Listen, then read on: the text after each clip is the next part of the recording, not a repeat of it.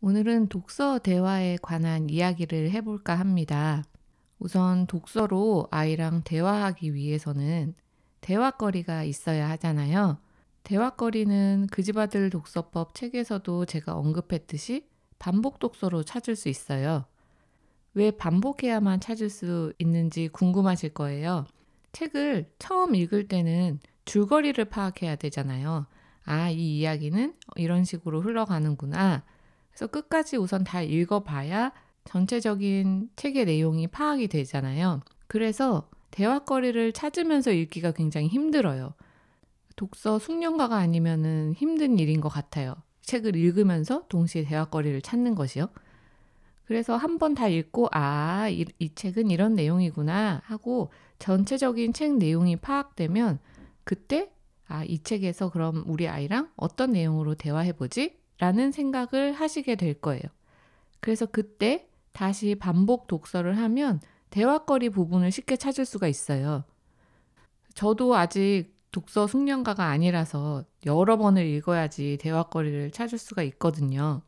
그리고 흔히 생각하기에 그림책은 대화거리를 찾기가 쉽고 고전은 어려울 것 같잖아요. 그런데 그렇지도 않더라고요. 제 경우에는 어떤 그림책은 내용이 너무 쉬워서 오히려 대화거리를 찾기가 어려운 거예요. 도대체 여기서 무슨 얘기를 해야 되느냐. 너무 뻔하고 그러니까 너무 읽히는 거죠. 어른이 읽기에는. 그런 거는 오히려 힘들더라고요.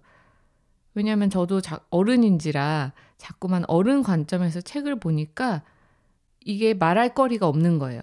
하지만 아이 입장에서 생각한다면 또 다를 수 있겠죠?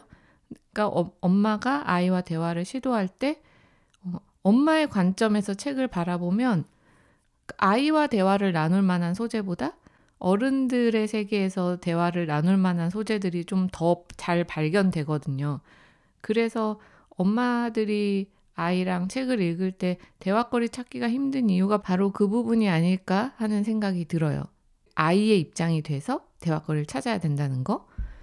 근데 이런 현상은 누구나 겪는 거니까 저도 포함해서 나는 책에서 아이랑 대화할 거리를 도저히 못 찾겠어 라고 너무 자책하지 않으셔도 됩니다. 너무 당연한 거니까요. 그리고 어떤 책이든 이 부분에 대해 대화해야 한다 라고 정해져 있지 않아요. 사람마다 대화하고 싶은 소재가 다를 수 있잖아요. 예를 들어 역사 드라마를 보고 대화를 나눈다고 해봐요. 어떤 사람은 인물에 대해서 얘기하고 싶어 하고 어떤 사람은 시대적 배경에 대해서 또 어떤 사람은 외교 관계에 대해서 얘기하고 싶을 거 아니에요. 그런 거랑 똑같아요. 부모든 아이든 책에서 대화하고 싶은 소재는 모두 다를 수 있어요. 그러면 어떤 날은 부모가 찾은 대화거리로 또 어떤 날은 아이가 찾은 대화거리로 얘기를 나누시면 돼요. 너무 막 대화거리를 찾아야 된다라는 그 강박관념에 너무 부담 느끼시지 않아도 돼요. 그냥 너무 편안하게 엄마가 관심 있는 부분을 찾아도 상관없어요. 그럼 아이는 엄마한테 엄마는 저런 거에 관심이 있구나 라고 알 수 있는 기회가 되기도 하니까요. 그래서 너무 이렇게 막 엄마가 아이를 잘 도와줘야지 라는 그런 마음보다는 그냥 너랑 나랑 이 책 가지고 그냥 수다나 떨어보자 라는 마음으로 대화를 나누시는 게 훨씬 자연스럽고 서로의 대화에 도움이 될 거예요. 그래도 저는 도저히 어떤 것을 찾아서 대화해야 될지 모르겠어요 하시는 분들도 계실 거예요. 괜찮아요. 경험이 없어서 그러는 거지 못 하시는 건 아니에요. 왜냐하면 저희도 그런 식으로 책을 가지고 대화해 본 적이 없고 대화거리를 찾아본 적도 없잖아요. 그러니까 저희도 초보자예요. 엄마라고 다 잘할 수 있는 건 아니잖아요. 그러니까 이번 기회에 한번 시도해 보는 거예요. 뭐 완벽하게 할 필요 있나요? 누가 뭐 평가하는 것도 아니잖아요. 그러니까 편하게. 그 대신 한 번, 두 번 하다 보면은 이게 감이 와요. 안 해봐서 그렇지 하다 보면 감이 와요. 그러니까 그냥 편안한 마음으로 시작해 보시면 될 것 같아요.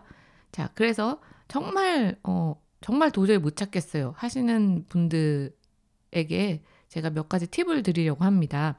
그럴 때는 이런 방법을 한번 써보세요. 우선 첫 번째는 인물의 행동에 대해서 대화해 보세요. 그 책마다 등장인물들이 있잖아요. 예를 들어 흥부는 왜 놀부를 용서한 것 같은지, 인어공주는 왜 마녀에게 목소리를 주고 다리를 갖고 싶어 했는지, 백설공주는 왜 마녀의 꼬임에 넘어가 사과를 먹었는지, 그런 인물들의 행동을 왜 했을까라는 궁금증을 갖고 대화를 한번 해보는 거예요.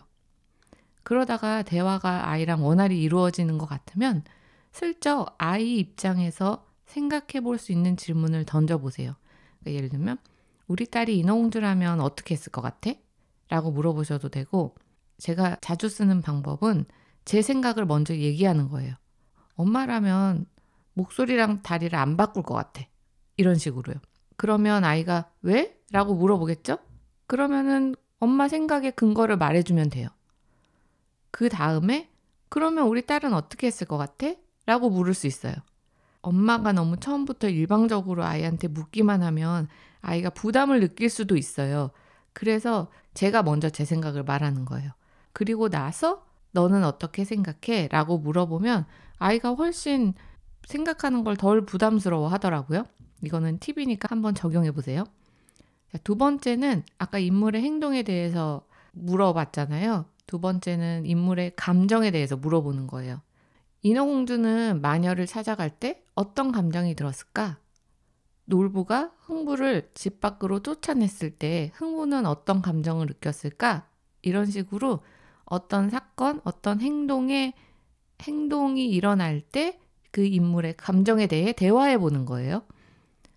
이런 질문은 아이랑 대화를 할 수 있게 할 뿐 아니라 아이가 등장인물이 되어서 그 감정을 공감하게 해볼 수 있는 질문이거든요. 근데 이게 아까 그 행동을 물어볼 때보다 조금 더 어려울 수 있어요. 왜냐하면 감정을 물어보는 질문들은 아이 입장에서는 그러니까 다른 사람이 되어봐야 되기 때문에 생각 말하기가 조금 더 어렵다는 거죠. 근데 그건 당연한 거니까 혹시 아이가 머뭇거리거나 말을 잘 못해도 크게 걱정 안 하셔도 돼요. 그러면 엄마는 이런 걸 알 수 있죠. 아, 우리 아이는 책을 읽고 공감하는 걸 어려워하는구나 라고 알고 계시면 돼요. 거기에 대해서 얘는 왜 이렇게 말을 못하지? 아니면 얘는 좀 책을 제대로 읽은 건가? 굳이 그렇게까지 걱정을 확장시킬 필요는 없고요. 아, 얘는 요런 부분이 조금 약하니까 요런 부분을 키워주면 되겠구나 라고 부모님께서 생각하시면 좋을 것 같아요. 아직 아이들은 어리잖아요. 어린 아이가 갑자기 책 속의 낯선 인물의 감정에 공감한다는 건 당연히 어려운 거예요. 근데 그 어려운 걸 조금씩 훈련하면 훨씬 더 책을 잘 읽을 수 있고 훨씬 더 많은 것들을 아이가 해낼 수가 있어요. 그래서 오늘은 독서 대화에 대한 이야기의 일부분을 한번 해봤고요.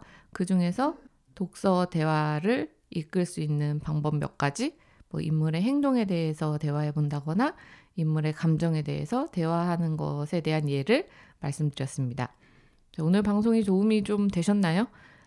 부모님들마다 대화에서 고민하시는 부분이 다르시겠죠. 아이가 다 다르니까요. 그렇지만 독서 대화의 기본적인 고민들은 다 마찬가지일 거라고 생각이 됩니다. 혹시 더 디테일한 고민들이 있으시면 블로그를 통해서 질문사항 올려주시면 제가 답변해 드리도록 하겠습니다.